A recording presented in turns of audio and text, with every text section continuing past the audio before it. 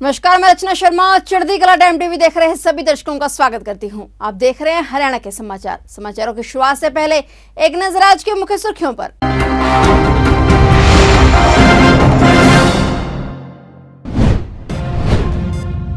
फतेहाबाद में deputy CM को दिखाए काले झंडे, सरपंचों ने की जमकर नारेबाजी। डिप्टी सीएम दुष्यंत चौटाला ने गाड़ी से उतरकर सुनी बात।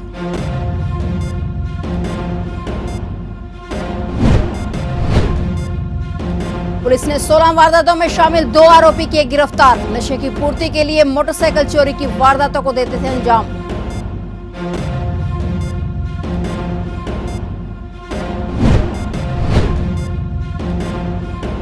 राष्ट्रीय अधिवेशन की तैयारी को लेकर महासभा ने कसी कमर। 18 प्रदेशों के प्रतिनिधि राष्ट्रीय अधिवेशन में लेंगे भाग।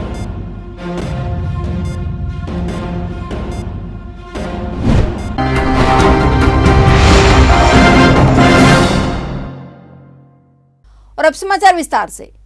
हरियाणा के डिप्टी सीएम दुष्यंत चौटाला आज फतेहाबाद के दौरे पर पहुंचे। वे भट्टू क्षेत्र के गांव पीली मंदोरी पहुंचे। इस दौरान सरपंचों ने उनको काले झंडे दिखाए और जमकर नारेबाजी की। सरपंचों के विरोध के ऐलान को देखते हुए बड़ी संख्या में पुलिस तैनात की गई थी और बैरिकेडिंग भी की गई थी। डिप्टी सीएम दुष्यंत चौटाला की गाड़ी देखते ही उन्होंने नारेबाजी शुरू कर दी। इसके बाद डिप्टी सीएम ने विरोध के बीच सरपंचों से बात की। डिप्टी सीएम ने अपना काफिला वहीं रुकवाया और सरपंचों से बात करने के लिए उनके पास पहुंच गए। सरपंचों ने अपनी मांगे उनके समक्ष रखी, जिसके बाद डिप्टी सीएम आगे रवाना हो गए।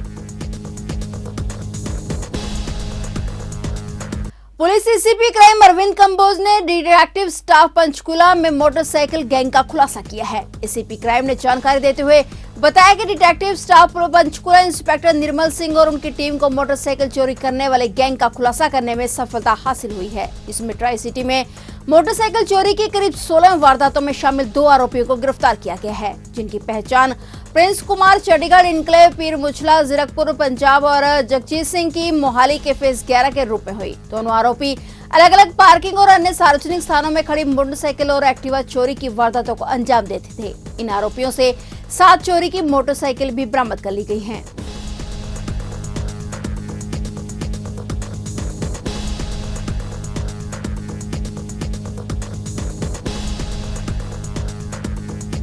हमारी डिटेक्टिव स्टाफ की टीम ने इंस्पेक्टर निर्मल के नेतृत्व में जो व्यक्ति गिरफ्तार किए, जिनसे मोटरसाइकिल चोरी की 16 वारदातें हुई।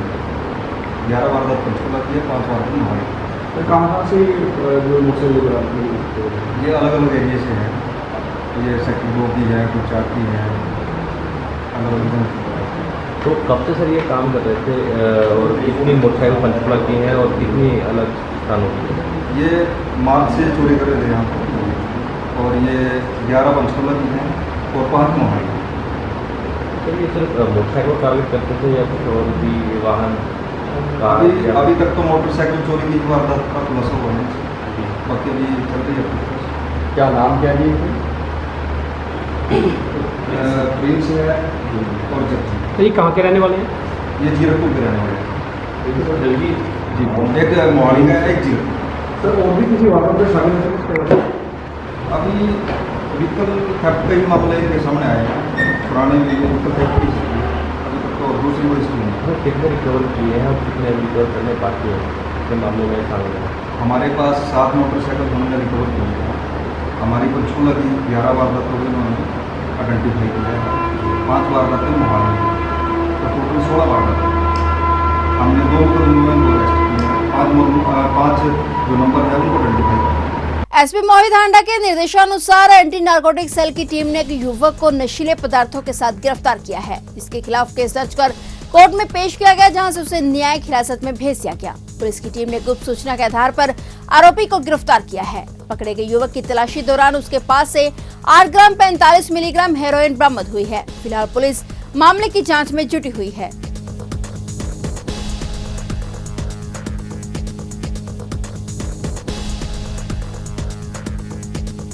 जिला यमुनानगर में माननीय पुलिस अधीक्षक श्री मोहित हांडा जी के दिशा निर्देश अनुसार नशा तस्करों पर हर रोज कार्रवाई की जा रही है। और कल इसी दौरान हमारे को एक सूचना मिली थी कि जगाधरी विश्वकर्मा कॉलोनी के पास एक नवयुवक नशे का कारोबार कर रहा है, जिसके आधार पर हमने अपनी टीम को गठित किया और टीम ने जो मौके पर मुखबिर के आधार पर मुखबिर के सारे प्रयोग को काबू किया, जिसका नाम काबू करके नाम पता पूछा गया, जिसने अपना नाम आनंद इलियास गोबरी बताया, जो पीछे उत्तर प्रदेश के रहने वाले हैं और कई सालों से ये यहाँ पर किराए के मकान में रह रहे हैं। तो मौके पर राजपत्र अधिकारी को बुला के इसकी तलाशी की गई, जो इसकी तलाशी के दौरान इससे 8.45 ग्राम हेरोइन बरामद हुई है और इससे पता किया जा रहा है कि किस किस से कहाँ से लेके आता है और इसके साथ कौन कौन है। ऑल इंडिया अम्बेडकर महासभा ने राष्ट्रीय अधिवेशन की तैयारी को लेकर अपनी कमर कस ली है। इस कार्यक्रम की प्रेस कॉन्फ्रेंस के माध्यम से जानकारी देते हुए ऑल इंडिया अम्बेडकर महासभा के राष्ट्रीय अध्यक्ष राकेश बहादुर ने बताया कि महासभा ने राष्ट्रीय अधिवेशन करवाने को लेकर तैयारियां शुरू कर दी हैं, जो सितंबर महीने में प्रदेश की राजधानी चंडीगढ़ में आयोजित होंगी। यह अधिवेशन 2 दिनों के लिए प्रस्तावित किया गया है। बहादुर ने बताया कि इस अधिवेशन में 18 प्रदेशों के प्रतिनिधि भाग लेंगे, जो अपने प्रदेश से जुड़ी संस्कृति, समस्याओं और अपने राजनीतिक परिदृश्य पर अपनी बात रखेंगे। उन्होंने कहा कि इस अधिवेशन के जरिए वे बाबा साहेब की विचारधारा को आगे बढ़ाने का काम करेंगे।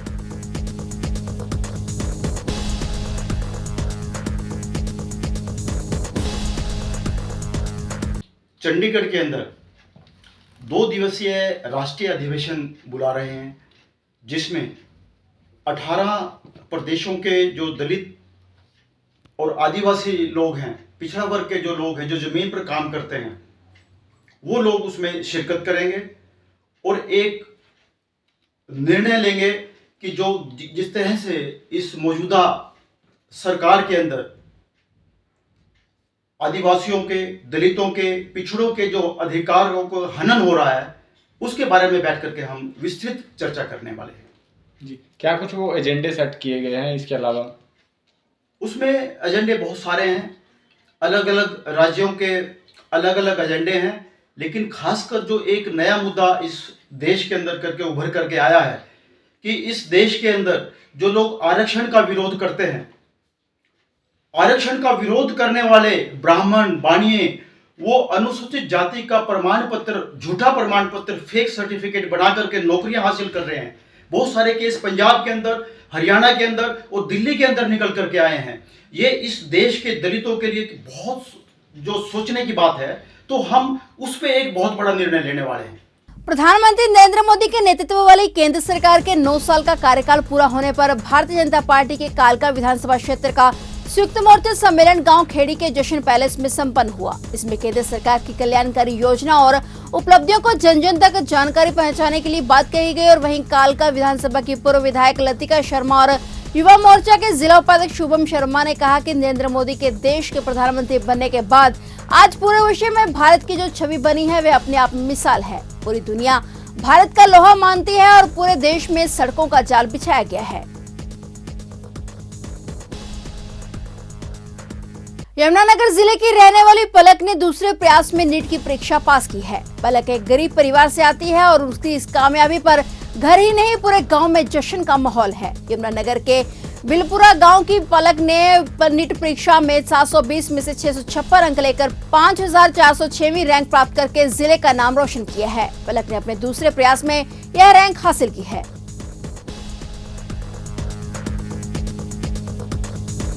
कल 10 बजे रात को। अच्छा, तो कौन सी रैंक आई आपकी? मेरी रैंक आई 5406। स्कोर आया 656 आउट ऑफ 720। अच्छा, तो आपको कैसा फील हुआ जब आपको पता लगा कि आपका जो है आपका 5400 रैंक आई, 406वीं रैंक आई, तो आपको कैसा लगा? काफी अच्छा लगा क्योंकि this is my second attempt, तो काफी अच्छा लगा। तो फर्स्ट अटेम्प्ट का क्या रिजल्ट रहा था आपका? फर्स्ट अटेम्प्ट मेरे 547 नंबर थे।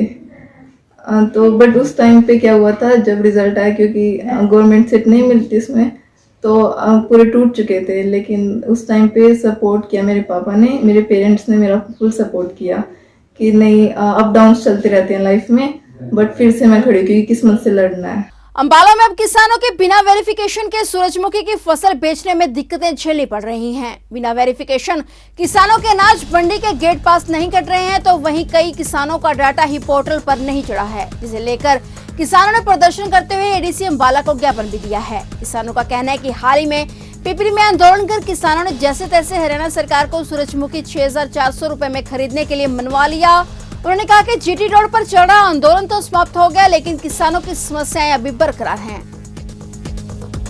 आज डीसी दफ्तर पहुंचने का हमारा मेन मकसद है कि जो मेरी फसल मेरे ब्यौरा पर किसान साथियों ने अपनी सूरजमुखी पोर्टल पर दर्ज कराई थी, कुछ साथियों का पोर्टल पहले दर्शाया गया 27 क्विंटल और उसके बाद अब 8 क्विंटल दर्शाया। कुछ साथियों का होया ही पोर्टल के ऊपर चढ़ा, उनके लिए पोर्टल खोले जा 2 दिन वास्ता। और जिन किसान साथियों का जानबूझकर काटा गया है पोर्टल, उसको जल्दी से जल्दी ठीक कराया जाए, ताकि हमारे किसान साथियों का जो गेट पास कटे और सूरजमुखी बिके।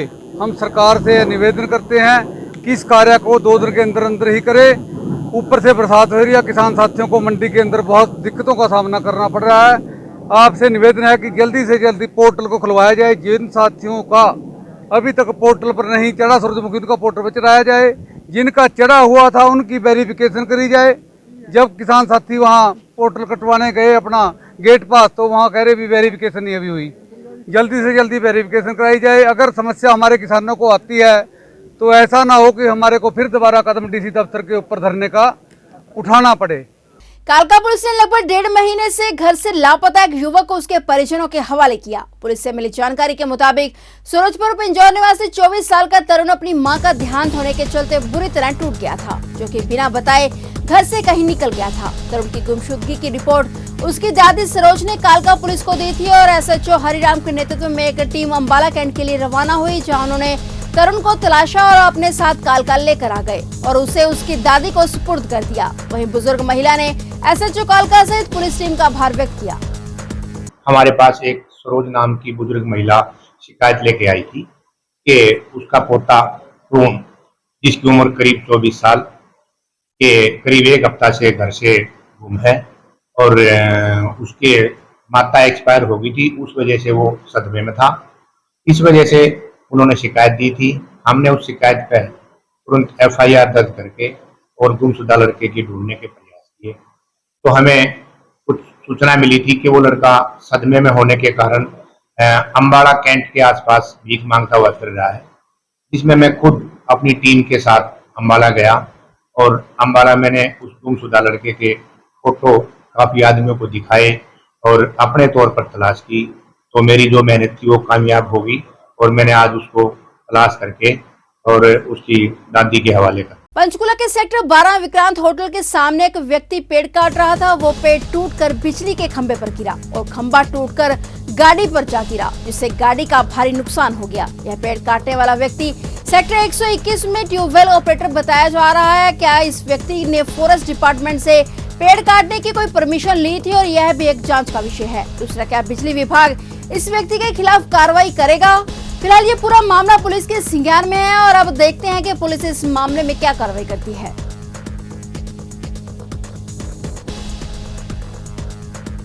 अंबाला की कपड़ा मार्केट में पार्किंग को लेकर विवाद छिड़ गया। कपड़ा मार्केट में पार्किंग को लेकर दुकानदार और रेडी फड़ी वाले आमने सामने हो गए। मामला इतना बढ़ गया कि मौके पर पुलिस बल बुलाना पड़ा।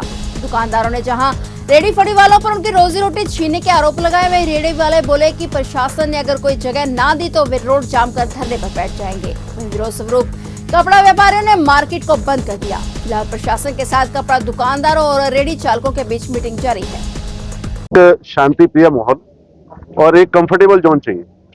हमें किसी से कोई दुश्मनी नहीं, कोई गिला नहीं। रेडी वाले, फड़ी वाले, ये भी हमारे भाई हैं, इनको भी रोजी रोटी मिलनी चाहिए, इसका मतलब नहीं है। पर ये नहीं ना एक आदमी को घर से बाहर कर दो, दूसरे को घर में बिठा दो। आप उनका ही घर बसाओ और हमारा ही घर बसाओ। हमारा घर बसा हुआ है, उसको उजाड़ते क्यों है? उनका तो बसा नहीं, हमारे बसे घर को उजाड़ रहे हैं। आप उनको ही प्रॉपर जगह दो, उनको भी एक अच्छा, आज वो कभी यहाँ बेचारे घूमते हैं, कभी वहां घूमते हैं, उनको प्रॉपर जोन दो, प्रॉपर उनको लाइटिंग दो, प्रॉपर कंफर्टेबल शेड दो, जिससे वो अपनी रोजी रोटी कमा सके। हमें प्रॉपर पार्किंग दो। 400 दुकानें हैं, कहाँ पे पार्किंग है? 800 दुकानें, 400 तो हमारी मार्केट की है, 800 500 1000 दुकानें हैं। कम से कम 50,000 आदमी यहाँ से रोजगार पैदा करता है। करोड़ों रुपए की GST गवर्नमेंट लेती है, सब ऐशो प्रस्ती के लिए। किस बात की क्या सुविधा है? हाँ जी, हटवाने के लिए कह रहे हैं।